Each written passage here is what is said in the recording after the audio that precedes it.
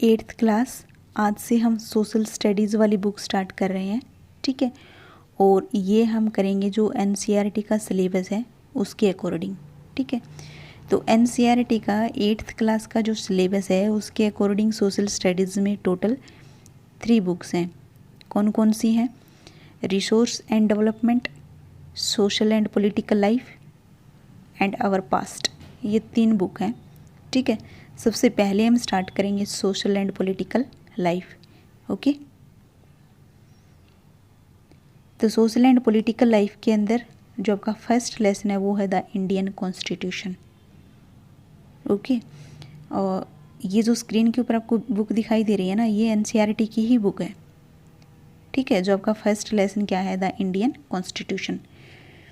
तो अगर किसी बच्चे के पास अगर एनसीईआरटी की बुक नहीं है तो मैंने ग्रुप में लिंक डाल रखा है बुक को डाउनलोड करने का, वहाँ से डाउनलोड कर सकते हो।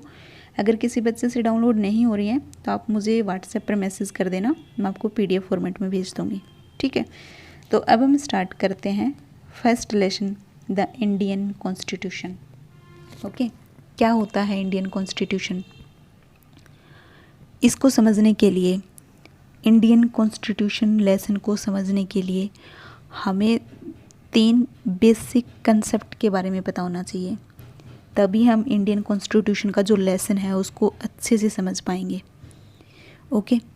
तो वो 3 टॉपिक्स कौन से हैं जो हमें इंडियन कॉन्स्टिट्यूशन लेसन स्टार्ट करने से पहले समझना है? वो 3 टॉपिक्स हैं। सबसे पहले कॉन्स्टिट्यूशन क्या होता है, हमें क्या स्टडी करना है? इंडियन कॉन्स्टिट्यूशन के बारे में स्टडी करना है, ठीक है। लेकिन सबसे पहले में कॉन्स्टिट्यूशन क्या होता है ये तो हमें पता हो, ठीक है। उसके बाद हम इंडियन कॉन्स्टिट्यूशन पे आएंगे, ओके। तो सबसे पहला जो बेसिक कंसेप्ट है वो हमें पता होना चाहिए, कॉन्स्टिट्यूशन क्या होता है। उसके बाद डेमोक्रेसी क्या होता है, लोकतंत्र, डेमोक्रेसी क्या होता है, ठीक है। और थर्ड टॉपिक है गवर्नमेंट। तो constitution, democracy and government, in 3 topics का जो बेसिक है वो हमें आना चाहिए। तो पहले हम इन 3 टॉपिक्स का बेसिक करते हैं, उसके बाद हम लेसन स्टार्ट करेंगे द इंडियन कॉन्स्टिट्यूशन, ओके।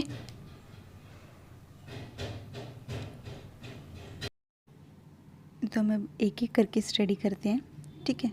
सबसे पहले हम स्टार्ट करते हैं कॉन्स्टिट्यूशन। कॉन्स्टिट्यूशन क्या होता है, ठीक है। अच्छा, कॉन्स्टिट्यूशन की डेफिनेशन समझने के लिए हम एक एग्जांपल लेके चलते हैं।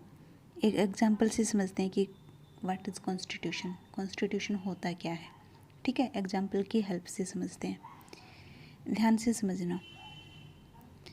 जैसे फॉर एग्जांपल आपका घर है, होम, या आपका स्कूल, ठीक है।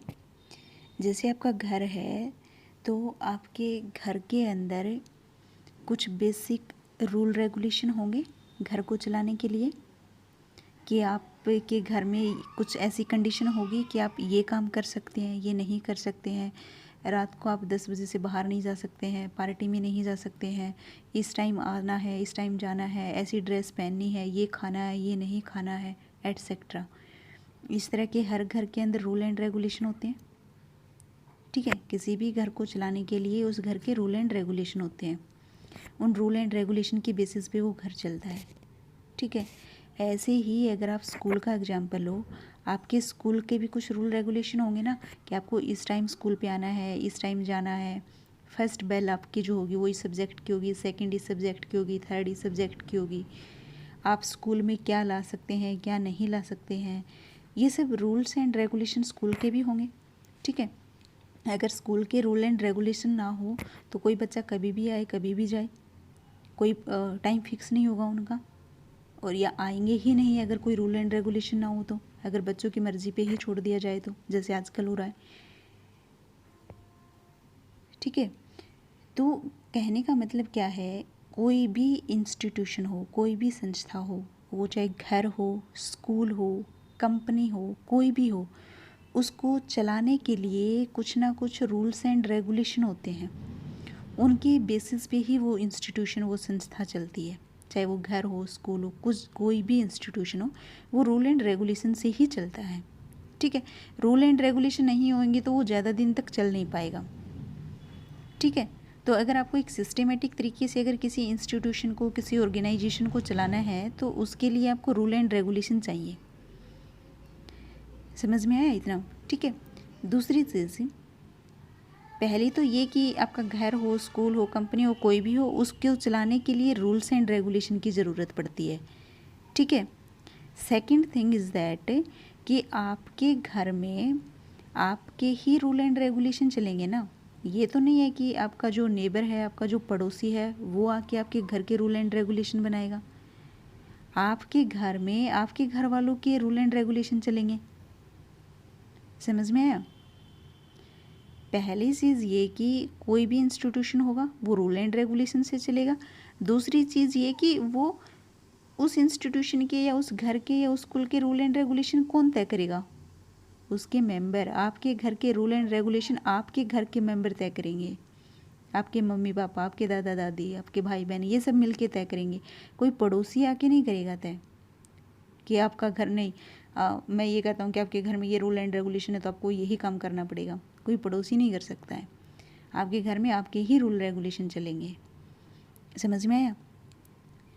तो जिस तरह से एक छोटा सा घर, एक कंपनी, एक स्कूल बिना रूल एंड रेगुलेशन के नहीं चल सकता है, तो क्या इतना बड़ा जो देश है इंडिया, क्या वो बिना रूल एंड रेगुलेशन के चल सकता है?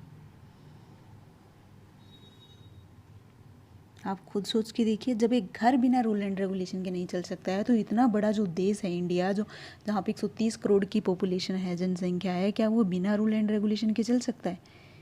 कोई भी देश नहीं चल सकता है बिना रूल एंड रेगुलेशन के। कोई भी देश नहीं चल सकता है। तो इसलिए किसी भी कंट्री को चलाने के लिए उसके भी तो कुछ ना कुछ रूल एंड रेगुलेशन होंगे ना। उसके भी कुछ ना कुछ नियम होंगे कि हमारी जो कंट्री है वो इन रूल्स एंड रेगुलेशन के बेसिस पर चलेगी। समझ में? आपका घर जो है वो रूल एंड रेगुलेशन के बेसिस पे चल रहा है, स्कूल जो है वो रूल्स एंड रेगुलेशन के बेसिस पे चल रहा है। तो कोई कंट्री है तो वो भी तो रूल्स एंड रेगुलेशन के बेसिस पे ही चलेगी। उसके लिए भी तो रूल्स बनाने पड़ेंगे ना, उसके लिए भी तो कानून बनाने पड़ेंगे ना कि इन नियम्स के आधार पे, इन नियम के बेसिस पे हमारा देश चलेगा। आपके घर के रूल्स एंड रेगुलेशन कौन बना रहे हैं? आप लोग खुद बना रहे हो, आपके घर के मेंबर बना रहे हैं, पड़ोसी नहीं बन रहा है। तो अगर इंडिया की अगर रूल्स एंड रेगुलेशन बनाएगा तो कौन बनाएगा? इंडिया की जनता बनाएगी ना। समझ में आ रहा है? पाकिस्तान की जनता तो आके नहीं बनाएगी, वो इंडिया की जनता बनाएगी ना। तो इंडिया के लिए अगर रूल्स एंड रेगुलेशन बनाने हैं तो वो कौन बनाएगा? वो इंडिया की जनता बनाएगी। समझ में आया? लेकिन दिक्कत क्या थी कि इंडिया के ऊपर ब्रिटिशर्स का रूल था। इंडिया के ऊपर किसका रूल था? ब्रिटिशर्स का, ईस्ट इंडिया कंपनी का। ठीक है, तो उनके रूल्स एंड रेगुलेशन चल रहे थे क्योंकि उन्होंने गुलाम बना रखा था हमें। तो तब इंडिया के जो लीडर थे उन्होंने बोला फिरंगियों को, ब्रिटिशर्स को, कि हमारे देश के अंदर हमारे रूल्स एंड रेगुलेशन होंगे और हमारे देश के रूल्स एंड रेगुलेशन हमारे देश की जनता बनाएगी, ब्रिटिशर्स नहीं बनाएंगे। आपके घर के रूल एंड रेगुलेशन आपका पड़ोसी नहीं बनाएगा, आप खुद बनाओगे। तो सेम चीज़ थी, इंडिया के रूल एंड रेगुलेशन बनाएंगे तो इंडिया की जनता बनाएगी, वो अंग्रेज़ नहीं बनाएंगे। समझ में आया?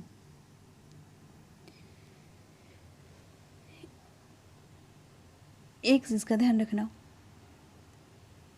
कोई भी जो लीडर होता है ना उसके पीछे पब्लिक तब होती है जब वो बहुत सारी होप्स दिखाता है पब्लिक को, बहुत सारी उम्मीदें दिखाता है पब्लिक को। तो जो उस टाइम जो लीडर थे, जैसे नेहरू जी, गांधी जी, सरदार वल्लभ भाई पटेल जी, सुभाष चंद्र बोस जी, जो ये जितने भी जो लीडर्स थे इन्होंने भी तो पब्लिक को होप्स दी ना, बहुत सारी उम्मीदें दिखाई इन्होंने कि जब ये फिरंगी जाएंगे तो हमारे देश में राम राज्य आएगा। ठीक है। लेकिन ये राम राज्य कैसे आएगा, कैसे पॉसिबल होगा ये? उसके लिए हमारे नियम होंगे, हमारे देश के नियम होंगे, हमारा कानून होगा, फिरंगियों का कानून नहीं होगा, फिरंगियों के रूल्स एंड रेगुलेशन नहीं होंगे, वो हमारे देश की जनता बनाएगी। तो इसलिए हमारा संविधान बना, इसलिए हमारा कॉन्स्टिट्यूशन बना। कॉन्स्टिट्यूशन का मतलब क्या है? कॉन्स्टिट्यूशन क्या है? कॉन्स्टिट्यूशन एक बुक है। कॉन्स्टिट्यूशन क्या है? एक बुक है जिसके अंदर किसी भी देश को चलाने के जो रूल्स होते हैं वो लिखे होते हैं। जैसे इंडियन कॉन्स्टिट्यूशन की अगर हम बात करें, भारतीय संविधान की, तो इंडियन कॉन्स्टिट्यूशन क्या होगा? इंडियन कॉन्स्टिट्यूशन का मतलब है एक ऐसी बुक जिसके अंदर इंडिया को चलाने के लिए, इंडिया के शासन को चलाने के लिए उसके अंदर रूल्स एंड रेगुलेशन लिखे हैं, उस बुक को कॉन्स्टिट्यूशन बोलते हैं।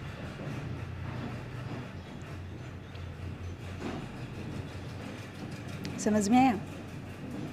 जब स्टार्टिंग में जब कॉन्स्टिट्यूशन बना था, जब संविधान बना था, उस टाइम जो टोटल रूल्स उस बुक में लिखे गए थे वो थे 395। टोटल 395 रूल्स उस बुक में लिखे गए थे कि इंडिया का जो शासन है वो इन रूल्स के बेसिस पे चलेगा। ठीक है। अब ये 400 से ज़्यादा हो गए हैं, बढ़ गए हैं अभी। ठीक है। लेकिन स्टार्टिंग में ये कितने थे? 395। ओके। और अब ये 400 को क्रॉस कर गए हैं। जैसे आपके घर में भी जो रूल्स एंड रेगुलेशन होंगे तो वो ये नहीं है ना कि मतलब एक बार जो बना दिए वो फिक्स हो गया है, वो टाइम के अकॉर्डिंग चेंज होते जाएंगे ना। टाइम के अकॉर्डिंग रूल्स एंड रेगुलेशन बढ़ते भी जाएंगे, कुछ कम भी हो सकता है, कुछ ऐसा हो जिसकी ज़रूरत ना हो तो वो कम भी हो सकता है। कुछ रूल्स एंड रेगुलेशन ऐसे होते हैं जो टाइम के अनुसार उनकी ज़रूरत पड़ती है तो वो ऐड होते जाते हैं। तो सेम ऐसे ही कॉन्स्टिट्यूशन में भी हुआ। जब कॉन्स्टिट्यूशन बना था उस टाइम 395 थे, उसके बाद अब धीरे धीरे बढ़ के वो 420 450 के आसपास चले गए हैं। ठीक है, समझ में आया?